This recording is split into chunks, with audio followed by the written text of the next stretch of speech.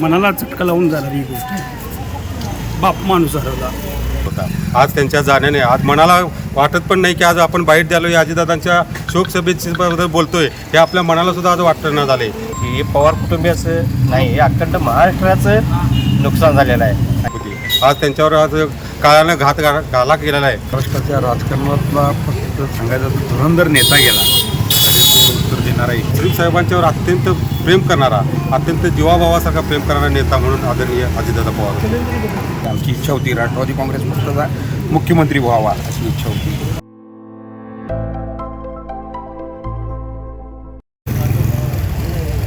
आज महाराष्ट्राला हादरवून टाकणारी एक बातमी सकाळी समोर आली आणि ती म्हणजे उपमुख्यमंत्री आणि राष्ट्रवादीचे खंदे नेते महाराष्ट्राला नवीन दिशा देणारे अजित पवार यांचं विमान अपघातामध्ये दुर्दैवी मृत्यू झाला.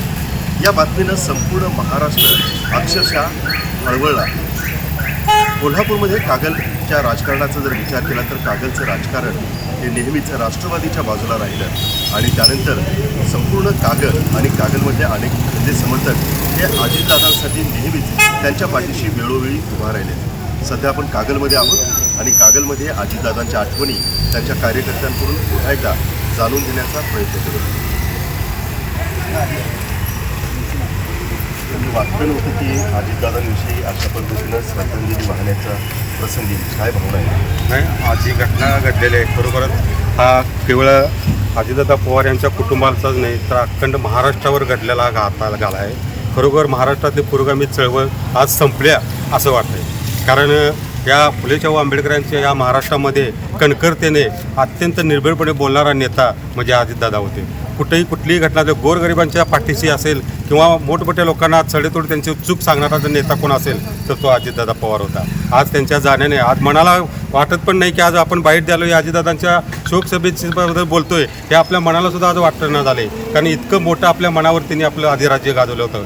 एक सर्वसामान्यपासून ते अत्यंत तळागाळात राहणाऱ्या माणसापर्यंतचा एक नेता म्हणून अजितदादाची महाराष्ट्राला ओळख होती. आज त्यांच्यावर आज काळानं घात घाला केलेला आहे. किंवा अत्यंत मध्ये वेदनाशय आहे आणि आम्ही कागलकरची सर्व मंडळी, सर्व जाती धर्माचे लोक, सर्व पक्षाचे लोक या दुःखामध्ये सहभागी आहेत. त्यांना कागल शहराच्या वतीनं मी अशी भावपूर्ण अशी श्रद्धांजली वाहतो.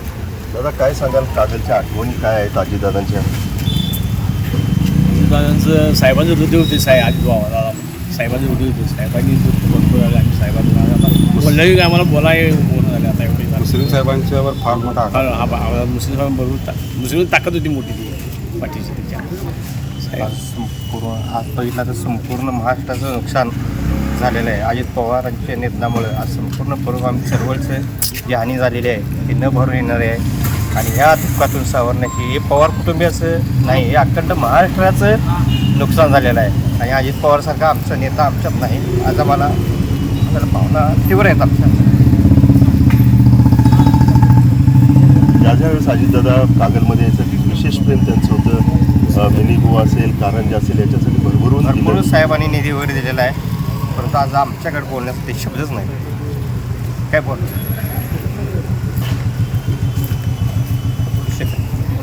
व्यक्त करला. कागलच्या आठवणी अजितदादा महाराष्ट्राच्या राजकारणातला फक्त सांगायचा धुरंधर नेता गेला, उत्तर देणारा एकमेव नेता होता म्हणजे अजितदादा. आम्ही भावी मुख्यमंत्री म्हणून बघायचं आमचं एक स्वप्न आज पूर्णपणे गेलेलं आहे. आमची इच्छा होती राष्ट्रवादी काँग्रेस पक्षाचा मुख्यमंत्री व्हावा अशी इच्छा होती. आज ते आमचं स्वप्न आज गेलेलं आहे. स्वप्न आमचं पूर्ण गेलेलं आहे. मला फार वाईट वाटते की अजितदादासारखा नेता आज आमचा महाराष्ट्रातून. अजितदादांच्या अनेक सभांमध्ये तुम्ही असायचा, लाईव्ह इथून अनेक गोष्टी करायच्या. आज अजितदादा नाहीत आणि अजितदादांच्या बाबतीमध्ये अशा पद्धतीचं बोलण्याचे प्रसंग सगळ्यांवरती आला आहे. काय नेमकं भावना? मनाला चटका लावून जाणारी ही गोष्ट आहे. बाप माणूस हरवला. मुश्रीफ साहेबांना आधार देणारा माणूस आहे.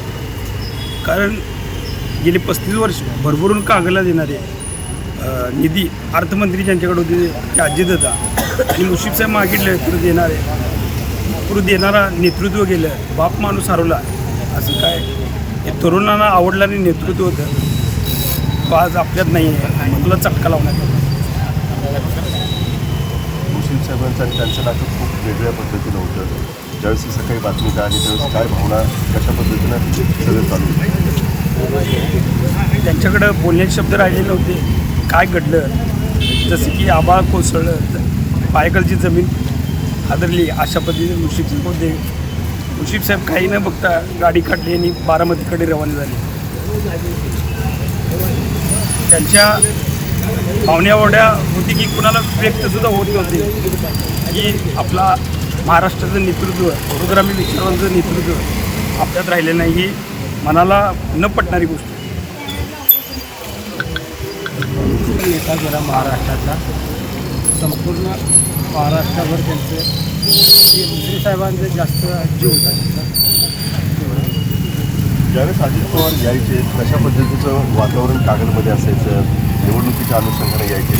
मुस्लिमच्या प्रचाराच्या निमित्तानं किंवा इतर कार्यक्रमाच्या निमित्तानं ज्यावेळी अजितदादा यायचे त्यावेळी कागलमध्ये एक उत्साहाचं वातावरण असायचं. कारण मुस्लिम साहेबांच्यावर अत्यंत प्रेम करणारा, अत्यंत जीवाभावासारखा प्रेम करणारा नेता म्हणून आदरणीय अजितदादा पवार होते. आणि मुस्लिम साहेबांना हा फार मोठा धक्का आहे. आणि मुस्लिम साहेबांचा धक्का म्हणजे आम्हासारख्या नेतृत्व मुस्लिम साहेबांचं नेतृत्व करणाऱ्या आम्हासारख्या कार्यकर्त्याला धक्का आहे.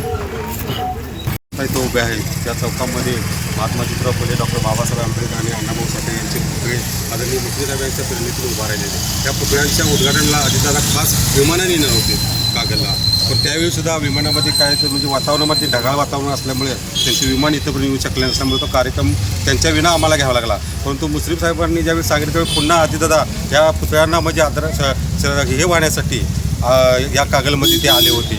असा नेता आज आपल्यातून निघून गेलेला आहे.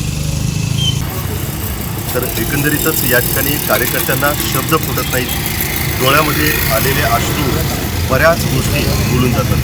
पण सध्या कागलवरती राष्ट्रवादीचे जे समर्थक आहेत त्यांच्यावरती एक शोककळा पसरल्याचं चित्र या ठिकाणी पाहायला मिळतं.